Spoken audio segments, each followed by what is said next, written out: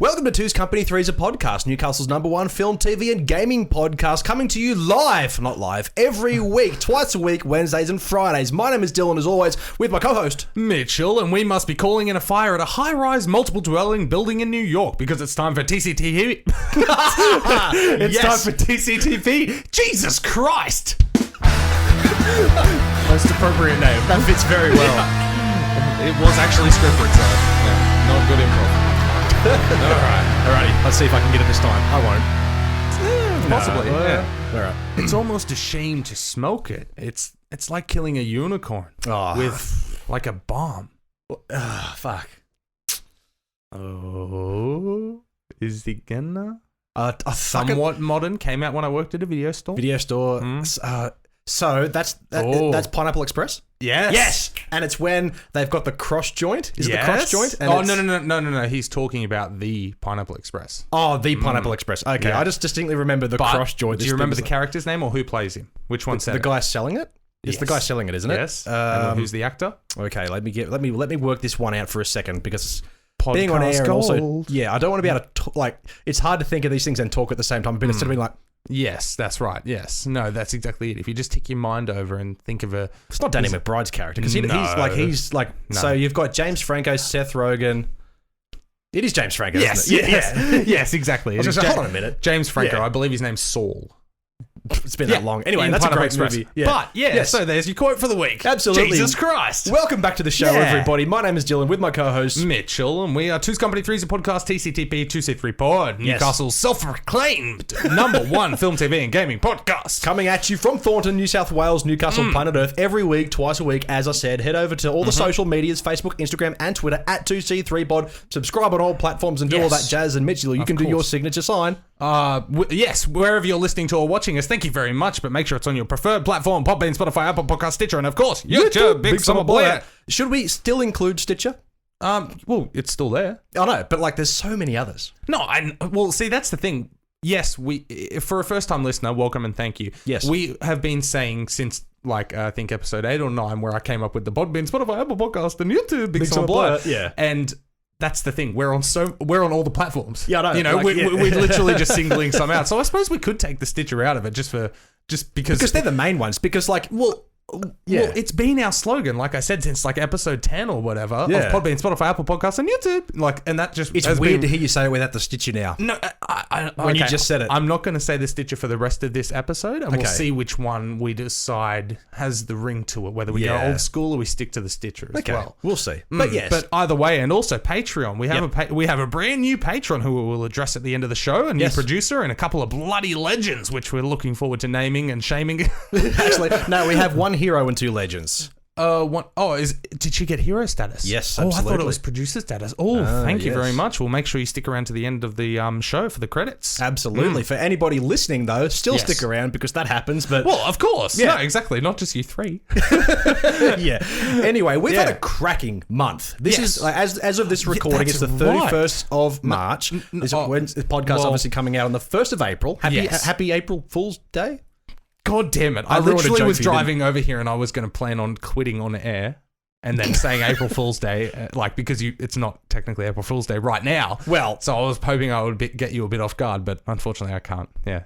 That's Tenacious D already did Fool's that, Day. Yeah, exactly. Anyway, but as we said, we've had a cracking month. Even though the world of pop culture, film, TV, and gaming news has slowed down drastically due to scheduling conflicts amongst the universe. Yes.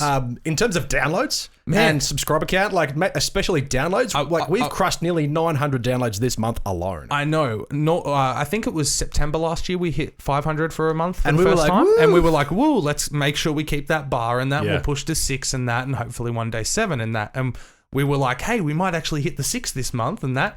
And then it went 5, 6, 8. I know. And then we hit over the 5,000 downloads. So I know I'm drinking some white wine. Yes, and I'm drinking Rockstar Energy. Cheers to you. And cheers to everybody else listening and watching. Cheers to the listeners, and thank you for sticking around during this ridiculous time in the world. Absolutely. Now, I know that we have at least a few hundred listens, or downloads, I should say, every week. Yeah. Go to Facebook, Instagram, and Twitter and give us a follow. Well, I will just say the Facebook likes went up. We hit 250, which is wonderful. Thank you to everybody who's done that. What else was there? So, YouTube, we gained another Got a 5, few 6, 7 subscribers, so we've hit over 50 on that. I know it's not a big number, but to us it is. I know a few of those subscribers are bullshit because they comment on every I know. figure like, oh, we should collaborate or we should be YouTube friends or Yeah. whatever. But on my like Doom Eternal and Joe Rogan video, Yes. I did have a few genuine comments from Yes. people who actually watched the video. Absolutely. Because I put that clip of us talking about Doom Eternal and Joe Rogan on the Doom community, and they were all just like, oh, stop being such a bitch, don't be so sensitive. I'm like, did any of you actually watch the video? Yeah, that's None of them right. fucking did, No, for of course sure. not. Because Yeah. if they had watched it, they would have been like, oh, okay, that's what he's getting at. Exactly. Because my comment was literally, did anybody else get butthurt or is it just me? Yeah. And they've gone, oh, don't be so sensitive. I was like, fucking, like, watch the video. Yeah, exactly. Chill out. Yeah, we relax. cover all aspects of it, not just being butthurt. Yeah, absolutely. But Yeah. speaking of being butthurt, Yeah. 2019, as we said, was a cracking year for film. Yes. One of the biggest blockbusters films of all time. That's right. Sorry, I cough on bullshit. Oh, Hobbs and Shaw has been revealed by Dwayne "The Rock" Johnson during an Instagram live Q&A that apparently there is very early developmental talk about a sequel to Wow. Hobbs and Shaw. I am in shock and awe. Shock and awe. That's Yeah. right. I know. That's incredible news, man. Honestly, I did not expect a sequel to spawn out of this franchise. No, well, listen, I know that obviously the joke is like the franchise like Yeah. spawning sequels, but like, I mean, it's from not a good movie, is it? No, it was an okay Michael Bay switch your brain off and enjoy it like Yeah, action. so There was we some can- action, but my God, I just can't get over that final scene. Yeah. On the island. How ridiculous was that? That I know- was insane. Go back to the archives, ladies and gentlemen, watching and we do listening. have a full in-depth review back episode Yeah, something. but before I ask you what your specific gripe was, I'm just Yes. going to quickly go through mine because it's very easy to describe. Of course. They're prepping for the fight. It's nighttime. Yes. We're gearing up for a nighttime battle, and then a minute later, they actually have a timer. Yes, they in do. the movie, and then literally within the span of say 3 hours, and in this case, like the movie's like 5 minutes. Yep. It goes from okay, they're here, and it's like 11 a.m. Yep. It went from like 2 a.m. to like 11 a.m. Yeah, within the span of 5 minutes. Within this, It anyway, went from pitch black to basically midday sun. and then. Towards the end, and they're all chasing, and the car thing, that's just a whole other complaint, but you got to switch your brain off for that. Of but course. then it's nighttime at the end of the fight, and it's raining, and it's like a thunderstorm, and they're in Yep. like a rainforest, and like they're all... But not only beating each that, other you up. remember when it goes to like the raining and thunderstorm, they're in like the bottom of like a waterfall cavernous area, Yeah. and they're fighting. So I understand that the light would be different, but then they come back up, and it's no, Yeah, they just fucked up all of the timing. Yeah. Like nothing in that final last 10 minutes made sense. Yeah, and you would think that none of that has been filmed on location anywhere. So it's not like it's not like The Revenant where, oh, we have to use the landscape and the lighting and the natural lighting. No, it's like everything's deliberate. That's right, exactly. And it's bad. It's really bad. But as we said, well, the sequel if I'm not coming. mistaken, But what they was did yours? film a bulk of that last segment in Hawaii. Oh yeah, that's so where The Rock could go on a holiday. Exactly. Yeah, for I was gonna say like he's trying to represent the Samoan people, and he did. Like he brought it to a mainstream film, but at the same time, like as in we're in my motherland of Samoa. No, it's Hawaii, bro. You're a resort down the road. Like Yeah, that's right. Yeah. No, but no. My big gripe was basically that last scene as well. That whole segment, and I know you brushed over the cars, switch your brain off, but I can't, man. Like hooking 5 cars together, and then not only that, The Rock's there like holding like a helicopter and a fucking car, and he's like, "Yeah, get the beer." I was like, oh, it's come when they on. throw the hooks. Yes, it's so And perfectly. they perfectly hook around the axle of the car in front, and it Yeah. just so happens. And then they let go. Yep. They let go somehow. Yep. Yeah. No, exactly. That's right. They're all just like, all right, sweet, we did our jobs after drifting all perfectly together. And then they're just like, sweet, detach. And they just drive off. It's like, really? Yeah. Really? I know this Yeah. movie has like a superhero kind of character in it, as like Idris Elba's character. Yeah. He's like all advanced and shit, but he doesn't have like He doesn't have telekinesis. Samoan technology, man. Like, Samoan mind powers of being able to yeah. detach hooks from Yeah, cars. because we know Yeah. he does have, like you said, Idris Elba's character does have those superhero qualities, but he's staring at there in amazement saying, how do those hooks go on? That's insane. Yeah, that's right. He can dodge a bullet, but he's like, I have no fucking idea on how they did that's the exactly hooks. right. But also, I get that. I don't know much about the two characters, Hobbs and Shaw, because like you said, you've only seen what Hobbs and or Shaw. That's right, exactly. I've only seen this. No, that's I right. haven't seen the previous Fast and Exactly. Furious I movies think that I've haven't seen been in up it. to the first one where The Rock comes in, so I haven't even seen Jason Statham in the Fast and Furious movies. Yeah. And I was just like, I don't like them bickering so much. I get the dynamic. I understand why. I get it. I'm just like, I just don't like it. Well, when you look at this, like I've seen enough Dwayne Johnson buddy movies where he's Yeah. always bickering with the opposite. Yeah. You know? And that's why I think that we're over it. And I don't think it was a movie really made for us, because I know that as much as it is a wank to say, since we've been doing this podcast, we've been looking at movies at a different perspective. Yes, of and course. we see movies and we do want to see good cinema now. We've gotten to the point where instead of just drinking fucking, water, we're drinking finer things. I look at that and go, okay, that's delicious. But what I'm saying is, when it comes to film, we like the finer qualities. Yes. And yes, we can switch our brain off and watch dumb movies and be happy with it. But I definitely wouldn't have seen it if it wasn't for like, hey, what's popular this week? What can we review? And I honestly feel like it was around this time when we reviewed this film where we were like, okay, maybe we shouldn't go for the big blockbuster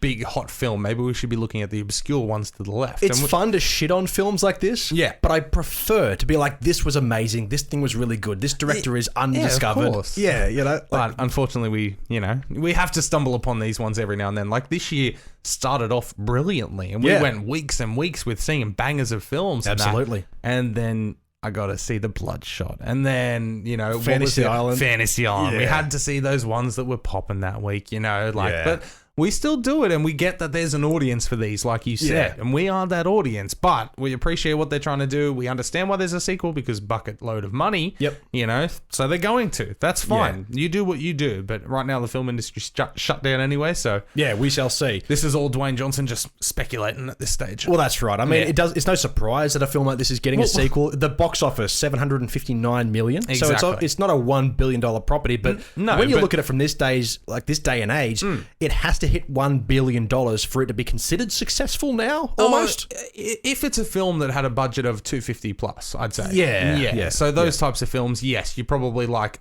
we'd love the billion, 750 is reasonable, a butt ton of profit, but anything below that's a bit Well, so 750, 800, that's acceptable for this. Yeah. Well, they look at it because it wasn't as high performing as previous Fast and Furious films, because they were the highest grossing films up until like Avengers something or other, or for that year at least. They were I'm massive. not sure, but that franchise has got a bucket load. Yeah, absolutely. But speaking of other sequels and spin-offs and things... before you went there, sorry. Okay, I just wanted to say as well with The Rock, like as in he says, yes, that it's in pre-development and it's going to happen, blah, blah, blah.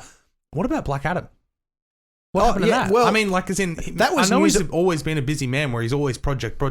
Yeah. I mean... I assume a sequel to this won't be at least until late 2022. Well, I'm surprised you asked, because there has been news of that over the past few weeks, which I've kind of ignored because I didn't think Black Adam? Yeah. Oh, okay. No, I'm just interested because of The Rock. I mean, I know every project he does is the greatest one he's ever done. Oh, greatest experience of his life. Oh, yeah. No, Tom Holland is the white, dorky, young version of The Rock. Yeah, for sure. Where, like, as in The Rock is like, I am so proud of this film. My team is amazing. I love being a part of this. Greatest experience of my life. And now Tom Holland has become that in just a white, scrawny body where he's like, greatest experience I've had on film. Yeah, absolutely. Yeah. Yes. Yeah, watch in 30 years' time, Tom Holland will be as big as The Rock. What do you reckon? No, possibly. Hollywood steroids. Yeah, that's right. Exactly. I mean, they don't get drug tested. And hard work. And hard work. But yes, Black Adam is most definitely still in pre-production. They're not filming yet, obviously, because of, the worldwide shutdown. So was that the next one that he was on? He's building towards it. His training regime at the moment is what's in the news. That's why I didn't really bring it up, because his training thing, when he was training for the film Hercules, where that was like his biggest, like his physical peak of his career. He was eating like a buffet a day. It was insane. Yeah, he was eating like a bodybuilder's diet, plus he was getting enormous, and then he had to cut down for it, so that way he just looked like fucking Hercules. Yes.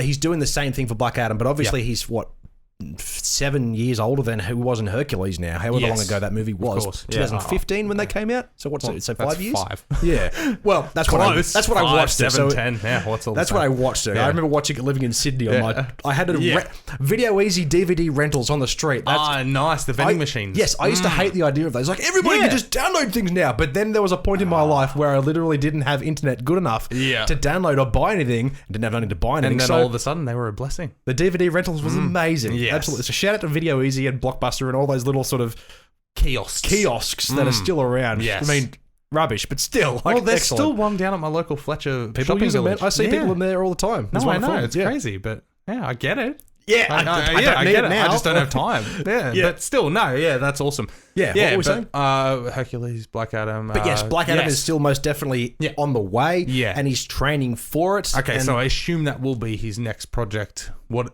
Fuck, I don't know. After the one I assume he was working on before all this shit went down. I would assume so. Because I assume he was in the middle of doing one, working out in between to get ready for that. Because knowing The Rock, it'll be like, all right, that's a wrap. It's time to get out of here, and then straight on a plane to the next set. Yeah, for sure. Like he's got a young daughter, and the dude just does not stop working. Hey, I don't get it. Like, I know. It's crazy, but hey, anyway, when you're worth that much money, and you've got a taste of that lifestyle, if they're like, hey, here's $20 million to make a movie, pretty sure you'll be like, as soon as this one ends, can I have another one? Yeah, for sure. Yeah, absolutely. And especially when you've got the energy like that guy. He can be like, I'm going to take this $20 million, but also, and I'm going to give 15 to my wife to look after my children and my house. Yeah. And then I'm going to go do this film, and that way they don't have to do a fucking thing. Yep. For sure. No, exactly. I mean, I'd be doing the same. Yeah, absolutely. But also, I mean, he's late 40s now, I think. Well, honestly, I have no idea. I believe he's late 40s, and if he is, let's be honest, he could probably do this for another 5 to 10 years, and then all of a sudden he's got like mid 50s until he dies to do fucking nothing. 47, 1972. nailed that. So he's still technically young. Give it another 5 to 6, 7 years, and I reckon then he'll wind down to maybe one film every 2 years. Yeah, and what do you reckon? So like Arnold Schwarzenegger, like he'll in the peak of his physical condition, and then he'll and then except worth a lot more. Oh yeah, for sure. Yeah, so nowadays, if he gets to around 55 with the money that he's been putting away and the investments he's got and stuff, what a life. Yeah, well, he's got his TV shows. He'll have 20 plus years of doing whatever the fuck he wants. He'll do a George Clooney, do you reckon? He'll start directing and like $7 production. I don't know, man. I reckon he will. I'm not sure how The Rock would go behind the camera. I can imagine producing. Yeah, well, honestly, he's produced heaps before. If he's going to do anything, it would be directing because I love the guy to death, but I don't think he's got the writing capabilities. I can't imagine. I don't know. I can't imagine him sitting down at a laptop and going, "Scene 1." And Johnny, you get a lot of actors into a sunset across New York Boulevard as he avoids the dog poop. Hey, said Jan. I just can't imagine that. A lot of actors, like, they imagine him with tiny glasses on. Like, oh, yeah, for sure. Exactly. Like, I imagine he'd have a pipe as well. I was thinking the exact same. I was like,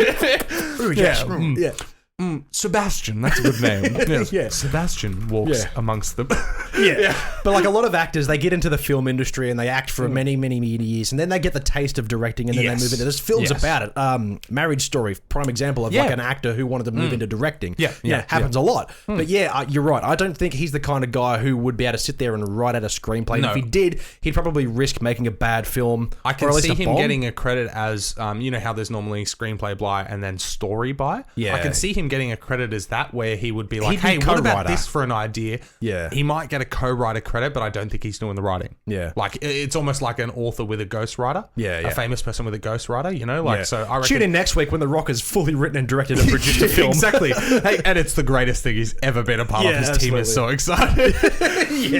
Starring Tom Holland. As Dwayne The Rock Johnson. They've worked together, haven't they? I swear to God they have. Surely they have. Yeah, I feel like they have. It might have been on an animation. Yeah. Oh, wait. Yeah, no, you're thinking of Will Smith. Oh, yeah, possibly. I don't know why. Well, what's the only other animation that I can think of that The Rock has worked on is Moana. Tom Holland wasn't in that. But no. Voiceovers isn't really The Rock's thing. Oh, really? I don't know what else he's done that's been I'll have a quick squiz, but voiceover. See, I keep thinking of the Tooth Fairy because it's a kids movie, but it's like that's 20 years old now, and it's not an animated. Exactly, it's not not an animated at all. Oh my God, the amount of things this dude has in production is redonkulous. Don't forget, we've got Jungle Cruise later this year. Yeah, I'm not interested. Black Adam is 2021. So next year. So they're in pre-production, but he's filming another one. Right, he was filming Red Notice. That's the Netflix one with Ryan Reynolds and so he's filming Red Notice. Gal Gadot. Yes, that's right. So he's filming Red Notice, getting Jack for Black Adam, and then after that, Young Rock TV series pre-production. Okay, I feel like that might be Young Rock. Yeah, I feel like it might be a producer. So it's like producer credit for him. Didn't we talk about this on the news a couple of weekends ago? Potentially, a couple of weeks ago, where we talked about he's going to be writing or producing a TV series about his upbringing. Yeah, exactly. We talked about that briefly. At least I saw the headline and ignored it. A look at the formative years of superstar Dwayne The Rock Johnson as he grows up through life. So so he's working on that. I assume producer credit. Yep. Then there's The King. Then San Andreas 2. Fucking what? Why? Why is that happening? Why? That movie. My mum. Oh my God. Shout out to mum. She bought me that movie on DVD like maybe 5 years ago for Christmas, and I still have it, and it's still in the plastic wrap. Exactly. Like I saw the film. I saw it at the movies. Yeah. Back when I lived on my own, I definitely went to the movies to see it, and I enjoyed it for what it is. Exactly. But I have no interest in watching it again or seeing a sequel to a movie. It's a disaster movie. Exactly. Disaster movies are always one and done. Yeah. Like, is that the one where he's like an amputee as well? no. Oh no, Is that's that Rampage? no. No, I that's don't know. Skyscraper. Oh my God. That was terrible as well, wasn't it? Yeah. Then after that, he's got another one called Doc Savage, and then he's got a remake of the classic Big Trouble in Little China. Oh really? Yeah. Oh, I've heard of that one too. This dude is booked out for the next 5 years. Yeah, like that's insane. Hey, we'll check that next week, and there'll be like another 10 movies out to do that. Exactly, that's right. Yeah. No, I can't see too many other, if any other voice animated works. Ones. Yeah. Well, dude doesn't need to, does he? No, that's right. Honestly, I'd rather a sequel to Pain and Gain. I forgot that exists. I still haven't seen that film. Really? It's fantastic. That's a movie based on a true story about drug dealing bodybuilders. Exactly. Mark Wahlberg and The Rock. That's up your cup. That's up. Yeah. And I haven't fucking seen exactly. it yet. You love bodybuilding. You love drugs. I mean, come on. I know. It's a perfect match. And you love Michael Bay. Yes. Yeah. Oh, I don't know that. No, I know. But it's a Michael Bay film where it's not built around action. It's built around bodybuilders. I don't get that. Exactly. No, but it was good. So it's like... Yeah, I'm doing push-ups for everybody listening. No, not push-ups. It's bench press, man. He's on the bench press, and as soon as he pushes up, it's like there's an explosion around him. You know, it's like you must bench press 600 pounds to explode the doors off. You know, something the like glass that. shatters. Yes, that is exactly what Pain and Gain is about. Excellent. Yeah. All right. Cool. Did you want to move into the second note? Yeah, we could do that. This was an interesting one, only because I like George Miller. Of course, I just found it. What? One of my favorite kids' movies of the last 15 years, Planet 51. Oh, yeah, that's right. That's exactly. a great movie. I know. Yeah. It's great. So are you ugly? Really, I can't tell. Exactly. That's Planet right. 51 is an underrated children's It's animated fantastic. movie about a group of aliens who visit planet Earth? Or is it just the one? No. He travels to their planet, and their planet right. is just like an everyday planet. So when he turns up, they're like, alien! You know, That's like, right. It's That's just funny. roles reversed because they turn up on Planet 51. Yeah. That's right. And what I like about that is that like the Planet 51 itself is kind of set in the 50s. Yes. Is that right? The design aesthetic of it is kind of 50s like? Yes, the aesthetic, very much so. That's a movie I've only ever watched once, but It's I remember it very fantastic, man. fondly. Yeah. Planet 51. There's so many good underdog films that came out so many years ago. There's one called Disaster. Have you heard of that? Disaster. It's a claymation film that was developed the same time as Team America, but because that film came out, it kind of got buried. It got buried big time. But when you Yeah. compare the two, there's no comparison. Team America is the bigger budget. There's no way this other one would have come to cinemas. But Yeah. I bought it. I was looking for a Father's Day present. And I went to Big W at my local Big W, which is in Australia. It's a shop. Anyway. Yes. It was on the shelf and it says Disaster, and I had like a picture of a board sort of inspired by Bruce Willis from Armageddon. And they had the famous line, "In space, no one can hear you fart." Oh. I was like, okay. So I picked up the case and I would have been about 15, 16. I was going to say you love a fart joke. Oh, yeah, for sure. And I turned it around and I was like, this looks crazy. So I bought it. Yeah. And then the next day I went back and bought something else and I kept that movie for myself because as much as I wanted to watch it with my old man, it would have been like, hey, here's a shit present. You know? Like, so it wasn't good. I loved it. Oh. For sure. It's fucking... It's bonkers. Yeah. But I love it. I love it dearly. Yeah. Oh, okay. No, So I've never even heard of that. Google Disaster, but not Disaster Movie because that's like that's an actual spoof film. Yeah. Just the movie that one came out when Disaster. I worked in the video store. Yeah, it's a rip-off of Armageddon. Yeah, it's Armageddon. Yeah. But claymation. Claymation. And it's fucking awesome. And That's awesome. On the DVD, there's a really good making of. Yeah. And it's like they had like the chemist across the road from the production studio was getting nervous because the guys were going over and buying like liters and liters of KY jelly, which is lubricant, like every day. And they were wondering, what the hell are these guys doing? Because like when they're crying, when the characters are crying and water needs to be in motion, KY jelly moves really slowly. So it's great for claymation. Yeah, so like the local chemist was like, what the fuck is this guy doing coming in and buying shit tons of lube every day? I got a really sore wrist, man. Yeah, that's right. And are you sure it was called Disaster? Yes, absolutely. Okay, yeah, no, because I've got, the Disaster Artist Disaster movie scrolling down. It's a disaster. You might not find disaster date. You might not find it on IMDb. Well, you should. I mean, it's a film. Is it? Disaster claymation film. Let's have a look. As I said, it was buried by fucking Team America. Film. Disaster from 2005. Oh, God. And it's got an exclamation mark at the end of it. So it's disaster exclamation mark. Yeah. All right. Cool. Yeah, no, but I love that about the KY jelly. Yeah, that's fantastic. It's a great story. It features Motley Crue as some of the voice actors. Yeah, it's fucking weird, man. Yeah, right. Yeah. Awesome. But what was I?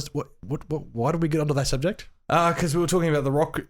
Excuse me. We're on a The Rock in animated films, Planet 51, and then somehow you got onto Disaster and Team America. George Miller, as I was saying. Of course, yes. Yes, so the popular franchise Mad Max had its long awaited sequel that came out a number of years ago, Mad Max Fury Road, and one of the main characters, Charlize Theron, played a character named Furiosa. Uh-huh. George Miller apparently is looking for actors for his Mad Max spin-off Furiosa. Okay. Apparently, 2C3 pod favourite Anya Taylor-Joy is reportedly in the lead role. One of the members of the much acclaimed hit list that we have going here on 2C3 pod, Tctp. Absolutely. Now, that's fantastic. I don't know how excited I am for that film, but I like the idea. Well, I liked...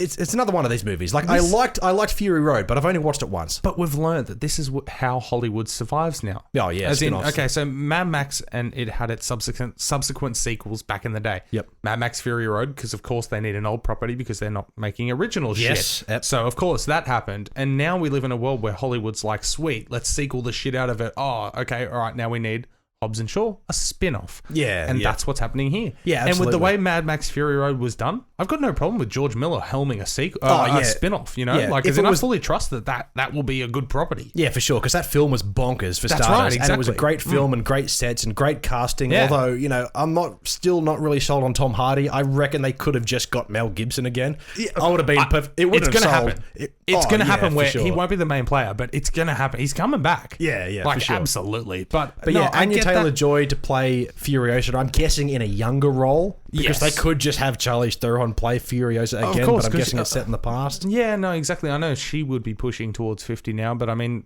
God, with what they can do now with CGI and everything else, as in, you can get away with anything. So, but if they want to do a spin-off that will then spawn its own sequels again, I mean, why not? Yeah, I'm okay with that, man. And Anya Taylor-Joy, she's fantastic. Yeah, absolutely. If you don't know who that is, she starred in Emma. She was in Split. She was in The Witch. The Witch, yes.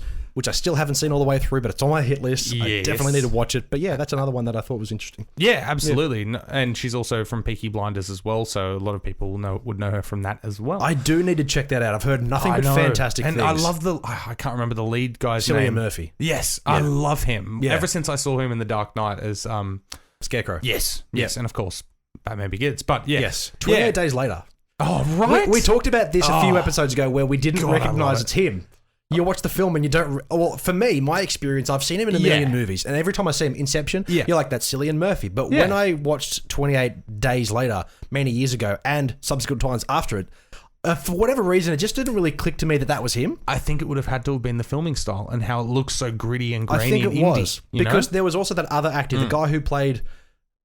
he was in Harry Potter. He was the guy with the big bubble eye. Oh, God, yes. Mad Eye Moody, was that his name? Oh, Mad Eye something or other. Anyway, the guy who played that character was in 28 Days Later, but same thing. I didn't recognize the actors, but because it's that film is on such a...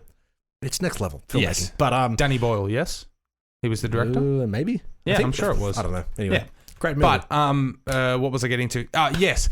One thing out of this whole epidemic that we're dealing with at the moment, and the thing that we refuse to talk about... You mean the scheduling conflicts? Yes, the scheduling conflicts. That is correct. One thing that we need to appreciate out of this, when everything dies down, imagine how many amazing fucking original scripts we're going to have. Hopefully. Like, everybody's on lockdown right now. All of the professional writers are fucking on lockdown. Get writing. What are they doing? They're going to be sitting there writing.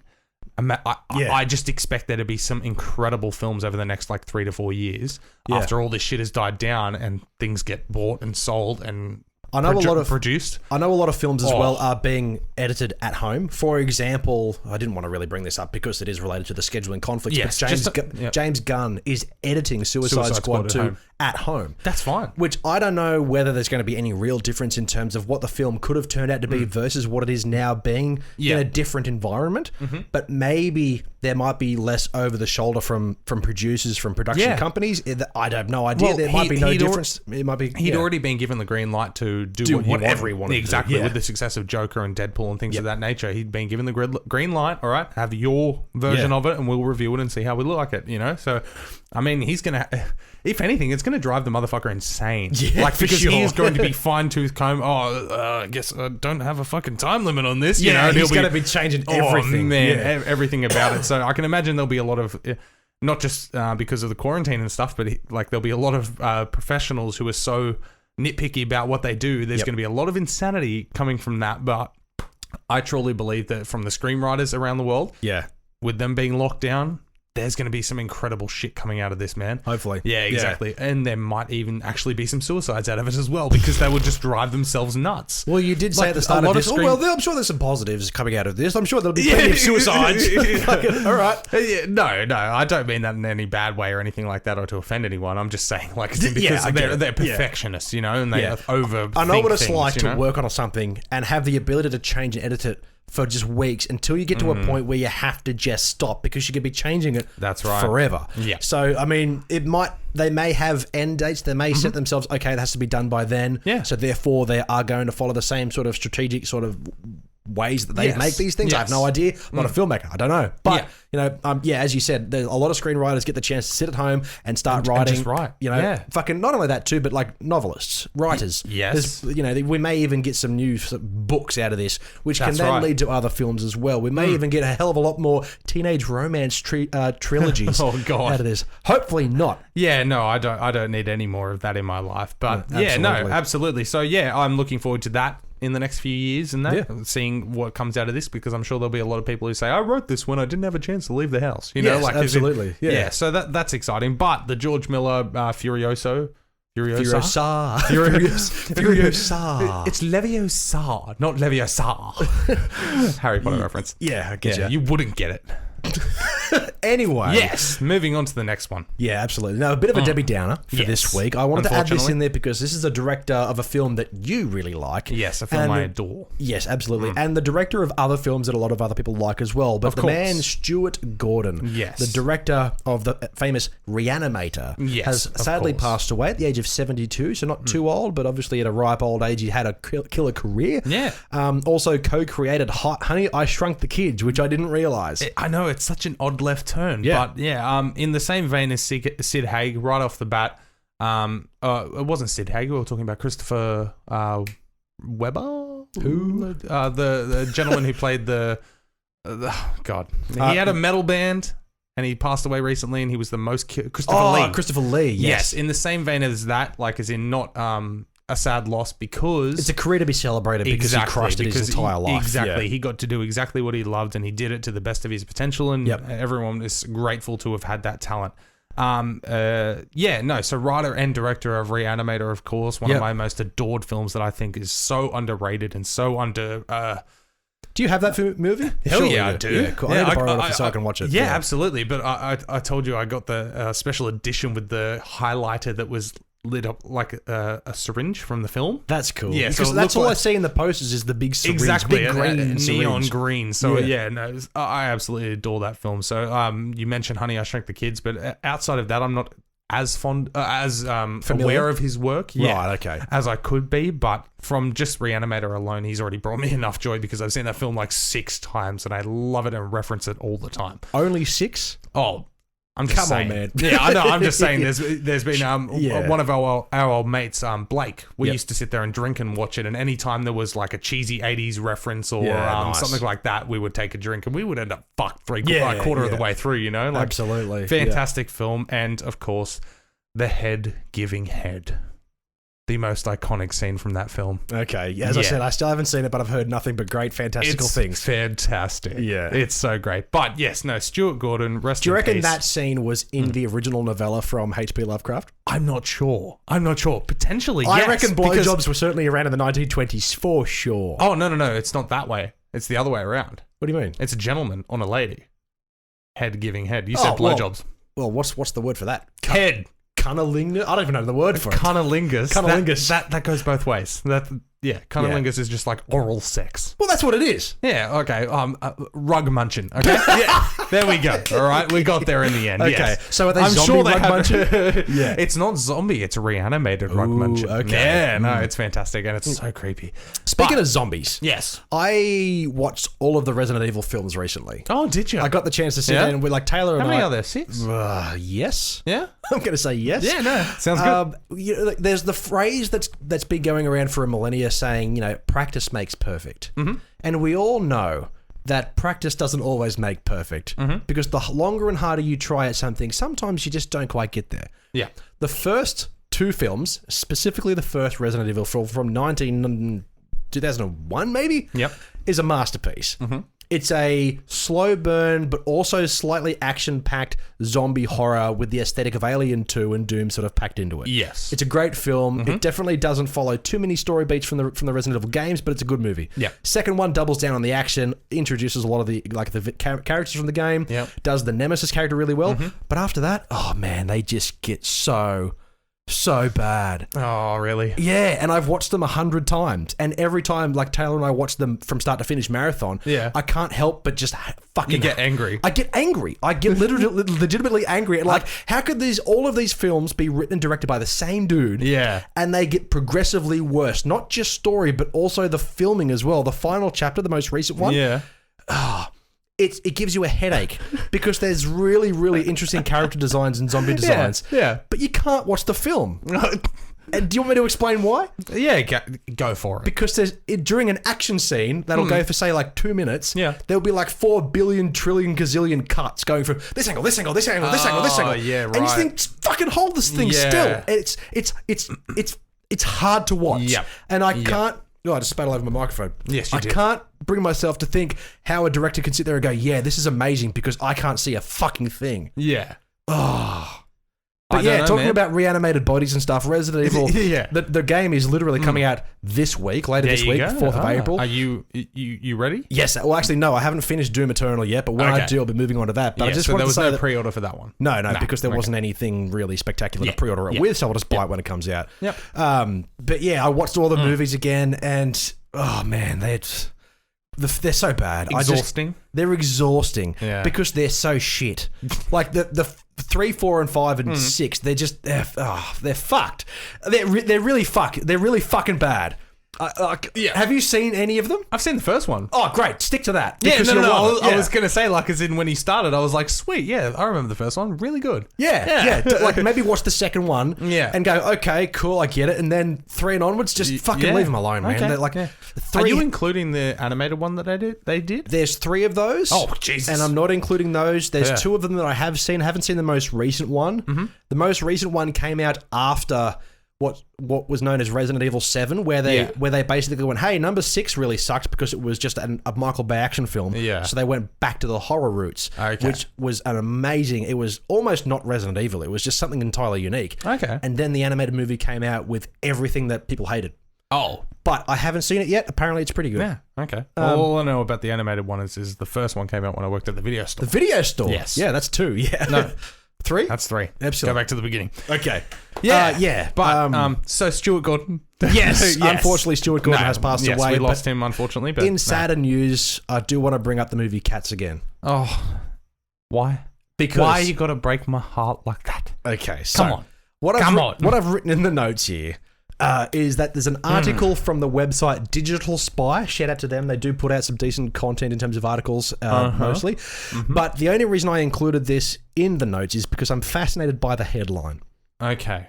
Now, you read this before and you kind of looked at me as in like... Well, all right. I'm just reopening the article. Did you want me to just spout the headline? Yes. All right. Please do. We have Cats director Tom Hooper explains why Rebel Wilson's cat can remove her own skin. That is a headline. That is an actual headline. We just talked about the film Reanimator. And we just talked about Resident Evil films, which is obviously about zombies and monsters and mutations and whatnot. Yes. But the film Cats, which neither of us have seen, and neither of us... Actually, no, I do want to see it just to see how bad it is. I know. But one of the characters, Rebel Wilson's character, apparently can shed her own... She unzips Her I own believe skin? she unzips. So that would be the equivalent of a human wearing a skin suit of another human? Exactly. Is that what that would be? Well, I'm not sure, but it says in the article here, Jenny Any Dots is her character's name. Yep, I don't was reckon- able to unzip her fur like some regular old human clothing.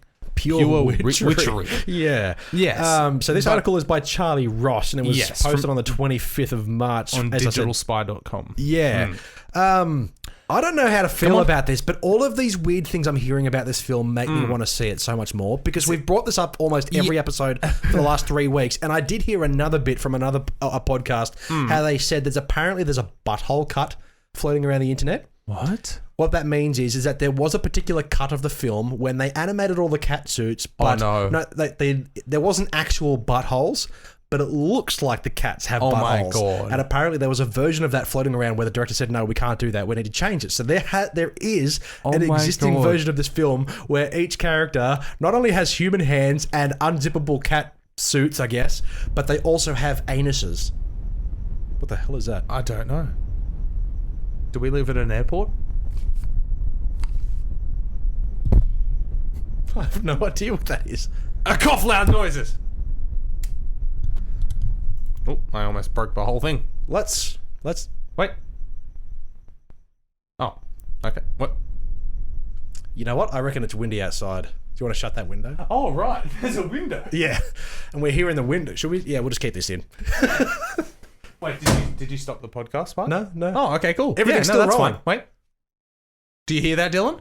Hear what, Mitchell? Podcast gold. That's right, ladies and gentlemen. Yes. Uninterrupted, unedited, unfiltered. Uncut, unfiltered, and unnecessary. That's podcasting. right. Yes. Tctp is always here to deliver the goods.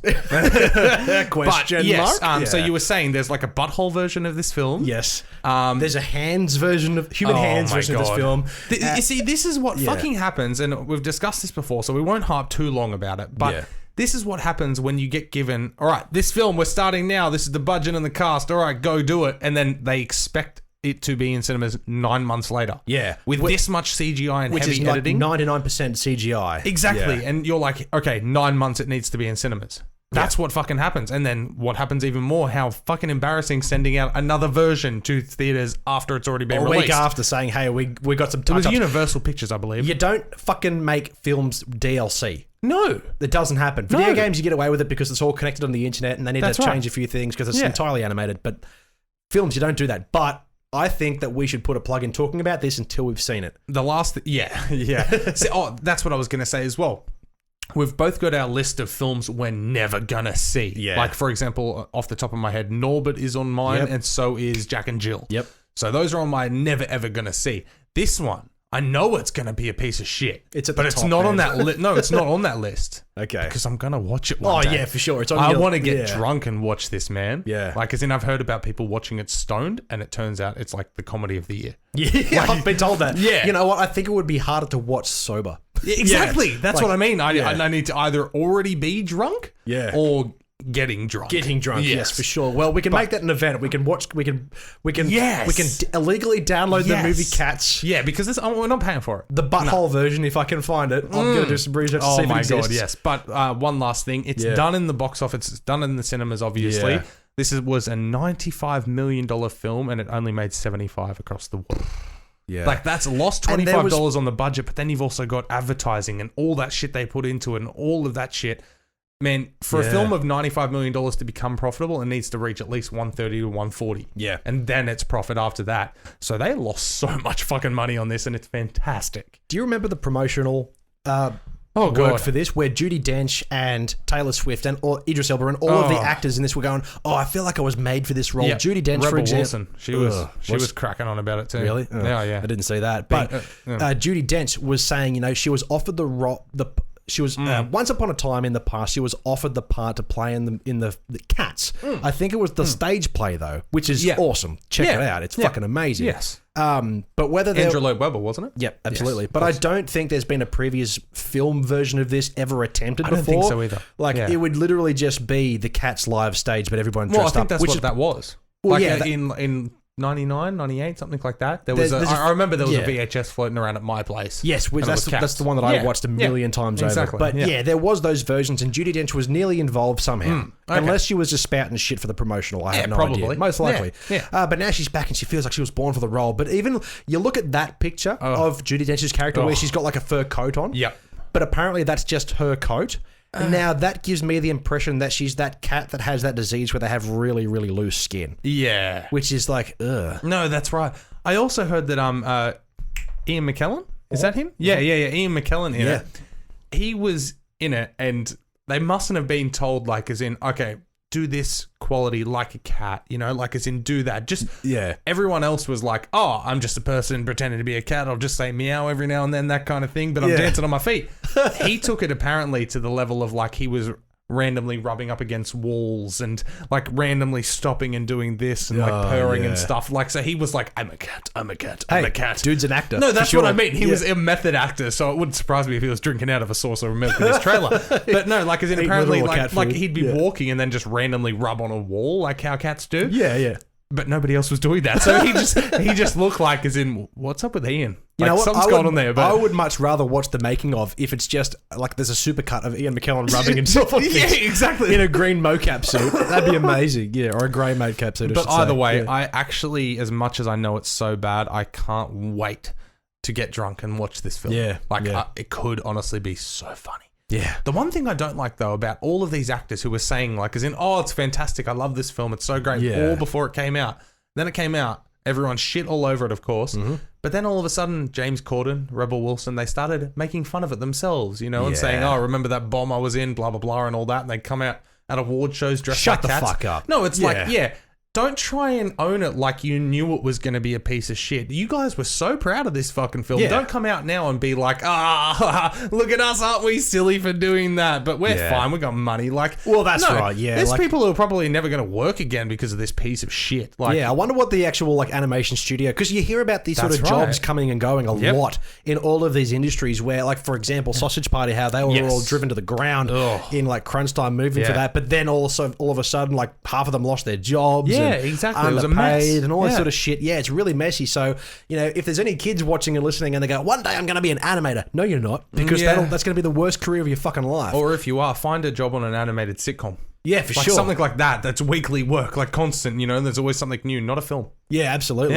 Because it just sounds fucking terrible. Yeah, exactly. That's all like how many interns would have got fired over this piece of shit? Like, and they get to come out because they're multimillionaires. They just get to come out and make fun of it. Oh, we're so stupid. Yeah. No, shut the fuck up. You made a career choice and you fucking shit the bed. Yeah, don't try and own it like, oh, I did that for funsies. Yeah. No, and also, you were saying this was the greatest piece of cinematic experience you've been in. Yeah, fuck off. And this isn't any slight on those CGI artists. No, no. This is on James Corden, Rebel Wilson. This is specifically those two fat motherfuckers. But anyway, this is a slight at everybody who was the decision makers of that film. Yes, not the visual artists, not the animators. They did the best they could in the shitty time frame they got given. That's right. Yeah. Yeah. No, absolutely. No, CGI artists, you guys, I couldn't do what you do. Absolutely. Okay, like what you do is phenomenal work.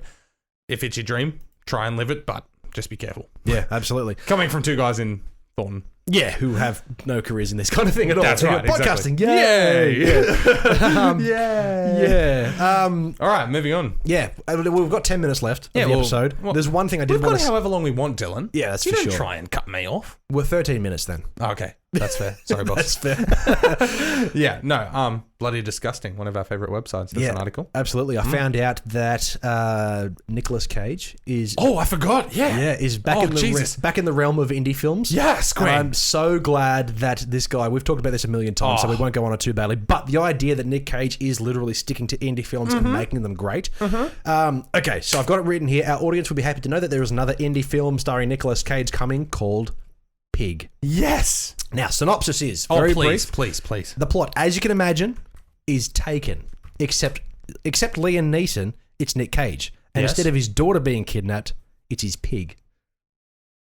Oh my God. I know. Revolutionary. Can we say 2021 film of the year already? Yeah, absolutely. Holy shit. Hey, well, the thing is... That sounds amazing. You go from that concept, though, but then you watch Colour Out of Space and all of the other Nick Cage sort of indie films. Yeah. They're amazing. Yes. They're really good. Yes. So the idea of someone steals this guy's pig may sound crazy and bonkers to you, but that may also make for a fantastic film. What There the it is again. fuck is happening? Is it the vents? Possibly. Is the wind getting in the vents? Taylor's turned the air conditioner on and it comes on every now and then. Oh, that's right. Yeah. So why is it getting picked up now? I have no idea. Yeah. Anyway. Well, so anyway, we're going through a tunnel right now. Yeah. I'm just right now. I just pasted a link to the article for Nick Cage in the notes, Excellent. so you can see that. Anyway, a truffle hunter who lives alone in Oregon. What the fuck, Oregonian? Oh my god, I love that you try and pronounce these American names. Yeah, Oregon. Yeah, but it's Oregonian. No. It's Oregon. Yeah, they but have the ducks. Yeah, Oregon but there's ducks. I-A-N at the end of it. Look in the IMDb page. Oregonian wilderness well, must return to his past in Portland in search for his beloved foraging pig after she is kidnapped. Yeah. She. Director Michael Sanofsky. Let's have a look to see what this guy's done before and will do.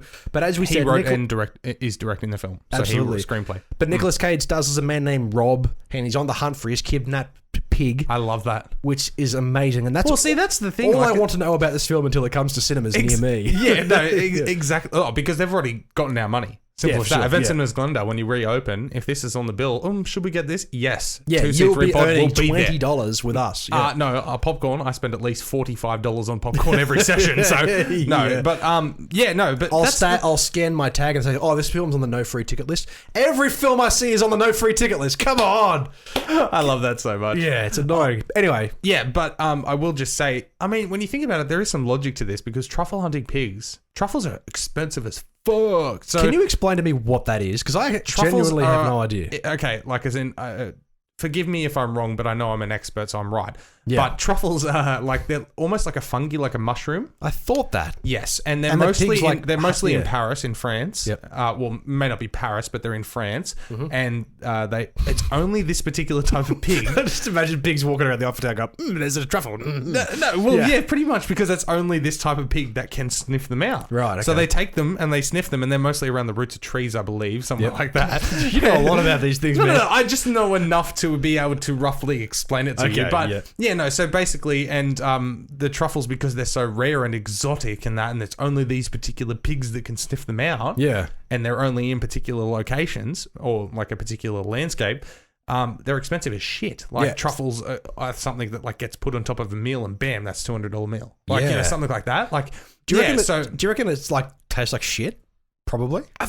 It's a fungi out of the ground that isn't a mushroom. Yeah. So possibly. And it's good. I'd say so. You know, like it's probably like caviar. Yeah. You know, like I've never tried caviar, but I can imagine it tastes like shit. I think I have had like half a teaspoon of caviar, and I was like, oh, this tastes like salt water. Yay. Yeah. It's like people go on about oysters. Do you like oysters? No, they're fucking gross. Yeah. People go, oh, I really love oysters. I go to a restaurant to specifically order oysters. Okay, you're eating a slime that tastes like salt water. Yes, that's literally it. Exactly. No, see, that's the thing. If I want to taste that, I'd go to the beach and open my mouth. Exactly. Yes, I'll go to the beach with a cup of jelly and drink the jelly under the water. That's right. Look at that! I had an oyster. But no, see, that's the thing. Like, as in, I can have an oyster and not gag or be disgusted by it. Like, it's fine. But I'm just like, I don't get it. Yeah. Like, you know, and people say, well, you can have them Kilpatrick. I say, well, what's a Kilpatrick? They go, oh, it's got bacon and barbecue sauce and cheese. It's like, well, just give me the bacon and the barbecue sauce and the cheese and whatever else comes with it. Scrap the oyster. No. See, that's the thing. Kilpatrick is a person's way of saying, yeah, I like oysters, but as long as I can't taste it. That's right. Like, it's let's be honest. It's like saying, yeah, I like coffee, but I only drink caramel lattes. Like, you don't drink coffee, motherfucker. You drink sugar and milk. Yes. No, that's exactly right. Like, as in, my guilty pleasure coffee is a white choc mocha from Macca's. Yeah. No, because they are delicious in that. But I know when I'm drinking it, I ain't tasting coffee. Yeah, for That sure. is sugar and white chocolate. Yeah, absolutely. Like, as simple as that. I can admit that. But no, you're exactly right. Like, as in, oh, I love a good coffee. Yes. Can I get a French vanilla latte with extra cream and sugar? Like, yeah, for sure. Like, okay, you're not having a coffee. Did you want coffee with that? Like, yeah. That's right. You know, it's the same sort of thing. Did you want your hot chocolate? Yeah. According to Wikipedia, the truffle is a fruiting body of the subterranean Ascomycete fungus.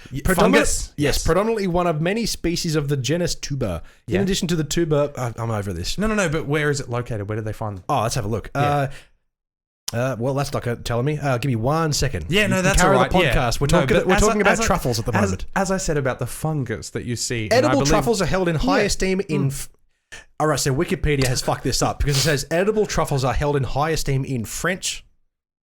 Not just France, in French. Yeah, no, in French, oui, like as in, I find truffles very exotic, but then as soon as I speak English, I'm like, ew, fuck truffles. Yeah, that's right. Yeah. Give me some fucking boot. In French, though, it's very exotic, very high demand, but as soon as I go over to England, it's like, fuck that shit, mate. Yeah, that's right. Yeah. Yeah. But yeah, they're held in high esteem in French, Italian, Croatian, Slovene, Ottoman, Middle Eastern, and Spanish cuisine.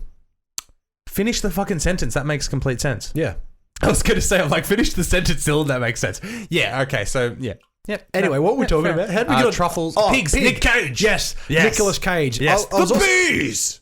What? Oh, the bees. Not the Thank bees. you. There you go. Terrible film. Well done. It's wonderful. Yeah. No, that's the thing. Every Nick Cage film can either be somebody's favorite or worst film ever. Yeah, absolutely. And that's the thing. Like, obviously, during his heyday, there were some good films, but you can definitely tell there was something different about the man. Oh, yeah. especially with the movies that he made. Yeah. And then obviously, like lately, there's been some amazing films with Yeah. just him. And as we said, Color Out of Space was fucking Yes. phenomenal. And I'm yet to buy it on Blu-ray because I fucking will. Well, I was going to say, while there's current scheduling conflicts in the world, if you're locked down, ladies and gentlemen, check out on a digital provider, try and find Color Out of Space to rent. It will blow your mind. Yeah. It is something left field and something that came to cinemas in 2019. Yep. In 2019. Yeah, 2019. You won't see films like this every year. Like, yeah, no, not for sure. Absolutely. Yeah, exactly. If it wasn't for all the fantastic films from last year, it would have been my favorite film from last year. Last year we've talked year about was it. Yeah, bonkers yeah. good, man. And this year has started off so good. So hopefully all these scheduling conflicts finish off soon because I want to get back to the cinema, man. What's the next film that you know that is coming that you're mostly looking forward to? That you can think off the top of your head. Off the top of my head, there was... No. I'm so far removed from that because I've been so focused on Yarsel Pass Blast from the Past. Okay. Stay tuned Friday. Got another exciting Absolutely. edition of that. But yeah, no, I've been so focused on that, I've completely forgotten about the schedule. The I had it only- all mapped out for the year, bro, but I've forgotten. Everything's been pushed back, but the only thing that I Yeah. can think of is A Quiet Place, Wonder Woman, Trolls James World Bond. 2. Whoa. I don't know. I'm not really sure. Oh, jeez. Isn't that coming to streaming? Well, yeah, it is now, but I mean, you were keen on that. Now you just treated me like poop. Yeah, but we It said looks last week, remember, I fantastic. listened to the soundtrack and I was like, you know what? No. Yeah, but the film's going to be Yeah. good with all the plot twists and the huggy kisses. I'm sure it is. Yeah, Yeah. everybody. Anyway, have you watched movie Feel United? Whoa! All right, it's back on board, ladies and gentlemen. Yeah. Yes. Anyway, Have I what? with only a few minutes to go, have you watched or seen anything lately? Oh, there was one thing because we were meant to do at home a couple of weeks ago that Yep. we didn't get around to. But yeah, the movies. no, we did, but I fucked up. No, I no, lost no. it. But then we were prepped for the next week, but we just didn't have time to record Yeah, that night. right, No, okay. no. But the movies that made us Yes. on Netflix. It's been around on Netflix for a while, but I finally got the chance to sit down and watch all of them. Fantastic. Little 45-minute to an hour nuggets. I think there's 4 episodes. There's Dirty Dancing, Home Alone, Ghostbusters, and Die Hard. Yeah, and they're just fantastic little, like, they get everybody who was involved with the film, and you go from pre-production, like pre-writing the script, and you learn about how that film got from here to there to there to there, all the loops and hoops So they're it kind went of like through. mini making ofs? Yeah, essentially, but like real deep dive into That's like cool. into like I said, Dirty Dancing, for example, started off as like a script, and they were like, no, so they found a VHS production company to fund it enough Okay. to get enough of a budget to start filming. Patrick Swayze? Yeah. And they found an old VHS production company that's like defunct now. Yeah, but right. they managed to scrounge together the money to get it, and then that money actually like kept that company afloat for a long time. Like, And I would think that those kind of films are successful because they went through the hardship to get the fucking thing made. Oh, It was dude, creative endeavor. Watch Yeah. the Home Alone episode, man. Okay. It is nuts. Like, Yeah. that film was like, it shouldn't have got made. Yeah, Like, that's simple as awesome. that. Like, it's Yeah. fantastic. And I lo- Ghostbusters as well. I love That's hearing got a about- story behind it, man. Dan I love- Aykroyd's a madman. I love hearing about films that they went through so many troubles to make these Yeah. films. Where, like RoboCop, for example, prime example is where everybody was miserable. Yeah. Nobody knew whether this thing was going off the ground or not. The name, they couldn't change the name as much Yeah. as they all thought it sucked. Yeah. But it came out and it blew everybody away. That's like, I right. love that. Yeah. Like they go through so many trials and tribulations and then they crush it. Like Yeah. all the movies on that list that you said. So you got Ghostbusters, Dirty Dancing, fucking, what was the other one you said? Home Alone. Home Alone, yeah. And there was a fourth one? Home Alone, Dirty Dancing, Ghostbusters, Die Hard. Die Hard. Yeah. Yeah. But no, Home Alone in particular, it almost didn't get made over $1.2 million difference between requested budget and what they would offer. And they scrapped the whole thing, but it Wow. immediately the next day got picked up by another production company Oh, who said, amazing. oh, that's another $1 million. That's fine. Do that. ended up becoming like the third Biggest highest hit. grossing film ever at that point in Yeah, time. for sure. You know, like Yeah. it ended up making like $390 million or whatever it was and crushing it. Even though Roger Ebert, have you heard of him? Yep. Yeah, like the most famous movie reviewer ever who like can make or break a film, said this is a piece of crap. Yeah, Don't go hated and watch it. it, And yeah. it just got bigger and bigger and kept crushing at the box Yeah. office. But yeah, no. So the movies that made us on Netflix, fantastic. If you're into the behind the scenes making of that kind of thing as we are, it's fantastic. Only 4 episodes. Enjoy it. Yeah, absolutely. What about yourself? I've finally reactivated my Amazon subscription. Hey! And God damn it, I have love it. God damn it, have I missed it? Yes. I Good man. I compare it to what's I compare it to what's on Netflix. Yeah. And everything comes down to subjective opinion. And I look at this and I go, there's so much more on Amazon which I prefer Yes. over Netflix in terms of movies and TV series. As obviously they both have sort of equivalents in terms of films. But I finally got around to watching the entire first season of Star Trek Picard. Oh, of course. How was that? Man, it's really dark and Yeah, really good. okay. Yeah, That's strange. So the reason Yeah. that I gravitated towards Picard, this particular character played by Patrick Stewart, Jean-Luc Yes. Picard, Yep. it was the second Star Trek series to be produced after William Shatner's original Star Trek Yes. series. This one was called Star Trek: The Next Generation and had a fucking A-list cast of actors that sort of made it and broke it like in that period of time. Yeah. But I was drawn towards it because it came at a time when I'm not going to spend too much time about why I like that original series, but just very briefly, it came at a time when Star Trek was very much all about the science and exploration, and Okay. Captain Kirk's sort of and group of misfits were very scientific, very sort of very cut and dry. Yeah. And then they introduced more with Captain Picard's sort of Enterprise sort of series with the Next Generation. They were more human. Yeah. They had more human emotions and reactions to things, and they joked and they had a lot of fun, but it was also very dark. Yeah. It introduced an enemy in the series called the Borg. I've Borg. talked about these briefly, but what they are essentially is a virus in space assimilating entire populations, entire species into their collective and replacing them, augmenting all of their body parts with mechanical things. That's so close to an episode of Rick and Morty. Rick and Morty definitely would have been influenced from it for sure. They have like cochlear implants and like their hands are all claws and shit. No, but you remember that episode? I can't remember what he names it, but it was Rick's old girlfriend, his entity or something like that. yeah. And they just completely captivate an entire planet. Very similar to that concept, yes. Yeah. But the Borg themselves, fucking horrifying. One of my recommendations that made us very thirsty was a movie called Star Trek First Contact. Of course, yes. Which was about the first contact between like humans essentially and this Borg. Anyway, this is telling the story of Captain Picard, Jean-Luc Picard, which is Patrick Stewart's character, but say 10, 15 years after we last saw them play these roles in a movie called Star Trek Nemesis. Yes. From many years ago, which wasn't very successful. It was the last outing for that group of characters. It starred Tom Hardy as the main villain. Back when he wasn't as known. Yeah. And I was thinking, well, now he's coming back to play this role again, however many years later, produced by Amazon. Yes. I thought they were going to sort of steer away from that, but they actually talk about it a lot and reference it a lot. That's cool. And they're owning it. Yeah, they untie a lot of things that didn't really sort of work to cap off that series in that film. And they pay homage to that, and they really they close the loose ends very, very heartwarmingly. But it's dark. And when you say the word Star Trek, what normally comes to mind for somebody who hasn't seen it? William Shatner. Yeah. Silliness, weirdness. Yes. A lot of people compare it to Star Wars. Coloured jerseys. Yes, absolutely. Yeah, the original Wiggles. Yes, for sure. Wiggles in space. A lot of people compare it to say like, oh, well, I prefer Star Wars. I prefer, like, the only similarity is the name. Yeah. But when you watch them side by side, they're completely fucking different. Yes. But when I see a guy gets his eye ripped out with a metal claw and no anesthetic, does that say Star Wars? Star Trek? No. That's what happens in this series. Oh, nice. Yeah. People get their It definitely heads... doesn't say Star Wars. No, for sure. But anyway, Star Trek Picard, people get their heads cut off. There's a guy getting his eye ripped out by a fucking metallic claw. Ooh. It's a very dark but genuine and also funny continuation of this character. And Lulu Wilson, the young actress who was in Ouija, Origin of Evil. Oh, yep. She plays a character in this series, and I was like, okay, I really like her as an actress. I know she's very young, but I really like her as an actress. But Oh, that's good. That's a hot potato. yeah, absolutely. But Very Star good. Trek Picard is on Amazon right now. There's only one season. I've just finished them all. I've binge watched them all. Finally got the chance to binge watch something. Oh, that's what happens when you're stuck at home. Yeah, absolutely. And I really fucking rate it for Awesome. sure. If you haven't seen any previous Star Trek things, you probably watch this and go, okay, a lot of the aesthetics and the cinematography is cool. Yes. And the story is cool, but I've got no idea why any of them are here. No, that's all cool. Yeah, I say I'll find something else. Yeah, I don't expect you to watch it. I'm not going to be like, well, you should watch it because it's good. No, exactly. It's literally like, well, don't because you won't get it. Exactly. No, that's right. I can appreciate, like you said, the cinema of it all and the aesthetics, but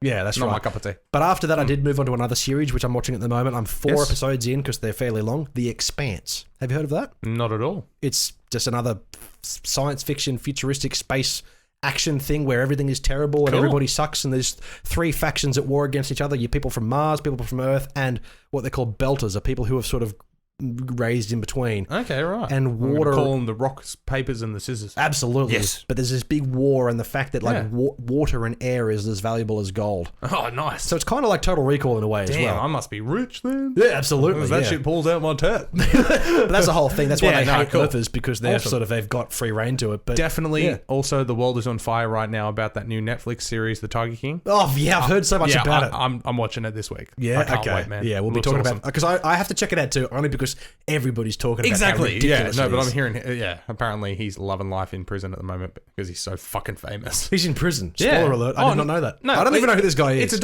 Neither did Joe Exotic, I believe he goes by. Okay. But it's a spoiler, I guess, if you want for the end of the series. But no, he tried to get somebody killed, so he got put away for attempted planned murder, premeditated murder, or whatever. So he's in prison right now. Yeah, and he's very gay.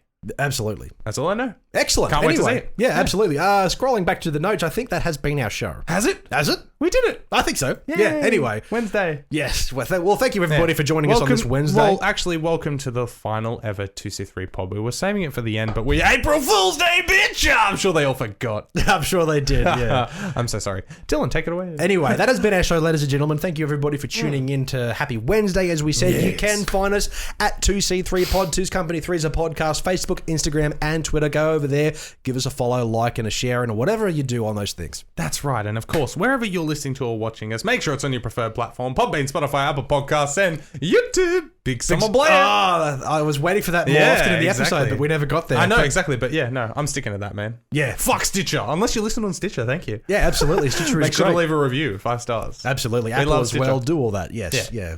Listen notes as well. Give us a good review in there. Or wherever you do it. Anyway. Castbox. Yes, you can support the show as well. Head over to tpublic.com. We've got some t-shirts, mugs, frig magnets, and stickers, of course. And you can certainly go to Redbubble as well. Apparently, there's still some stuff on there. Yeah, there is. Yeah. Absolutely. But you can support us as well on Patreon. We have 3 producers this week. Thank you, everybody. Yay. Over on Patreon, your little additional surprises will be coming to you over the next few weeks when I finally get them sorted. But we do want you to contact us so we can talk about your favourite things. No, but I was also going to say as well, when you sign up to become a patron, no money comes out until the end of the first month. Yep. So at the same time, as in we need that money to make your stickers. So, that's exactly right. So just simple as that. So thank you so much. We have Alice, Courtney, and Miguel Sanchez, who is the person who did not want to be named, but I've given you a permanent name now. You are now Miguel Sanchez. Miguel Sanchez. You guys are bloody heroes, bloody legends, all of the above. Thank you so much. Every dollar you do that comes from that comes straight back into this, and we're looking forward to a huge year. Absolutely. We're on the up and up. Yes, but absolutely. Also, not just Patreon. Check out PayPal. 2's Company 3's the podcast at gmail.com. If you don't want to sign up for a month, that's fine. That's fine. 10 cents, 20 cents, 50 cents, $1, $2,000, whatever it is, we'll give you a shout out. But that money comes straight back into this podcast, and we appreciate every bit of it. Absolutely. Any business inquiries, of course, same email: 2's Company 3's podcast at gmail.com. Absolutely. If that's too long to remember and type out, just copy and paste it from the description below. That's anyway, Mitchell, did you know we have 2 podcasts? Two podcasts every week, every Wednesday, every Friday. Wednesday is usually news and reviews, and Fridays, Yas or Past, Trailer Park, or Blast from the Past, as we're doing at the moment. Well, you hit the nail on the head right there. Right now, like you said, with the reviews, our YouTube series At Home With is on the back burner for a little bit because there's not much to review right now because we're all stuck at home. So we're going to be doing that on Wednesdays, and like you said, Fridays, Blast from the Past, Yas or Past is coming to you fresh and from afar. What was my next shtick? YouTube. There's a couple of videos. We have videos. There's a couple of videos every week. At the very least, you're going to get at least 2, okay? Normally it's 4, but hey, Head over there, ring that bell, subscribe, and do all that jazz. Thank you. Absolutely. Thank you, everybody, for tuning in. It's Two's Company, Three's a podcast, 2C3 Pod, TCT Pack. You are part of that now. Yeah. Thank you, everybody who's new to the show, new to the program. Thank you for subscribing. Do all that jazz. Hit all the buttons that are surrounding us. I'm stalling this because you look hilarious right now. My name is Dylan, as always, with my co-host, Mitchell, and I do declare that we are Two's Company, but you are the podcast. That was excellent. Thank you. There you go, kind sir.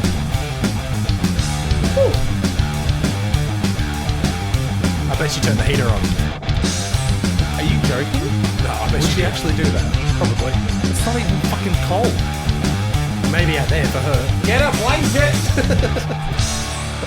Ladies and gentlemen, thank you for sticking around to the very end of the show. Whether you're listening or watching, thank you very much. As we said, thank you for subscribing. But this is where we have a little treat for everybody, mainly for ourselves. We do a little bit of movie trivia. I read the question off the card. He has to guess whether it's right or wrong. And on Friday, the roles are reversed. Now, Mitchell, what are we up to in terms of the score? Each had 12 so far this year, and I am 6 of 12, catching up to your 7 of 12. So I can tie it now and then hope you fuck up on Friday. So absolutely. Take it away. Let's do it. Okay. In American Pie.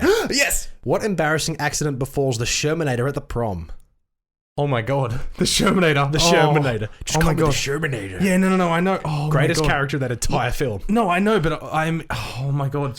I know, I can picture everything about him. And at the prom, he was in like a light blue suit. Yes. Oh my god. Oh, so what happens? He pisses his pants. Absolutely. Yes! That's right. There's not a comeback when I've already been here. I don't know what that said. Ah. Hey, thanks for checking out that video of Two's Company, Three's a Podcast. We really appreciate it. Wasn't it really something?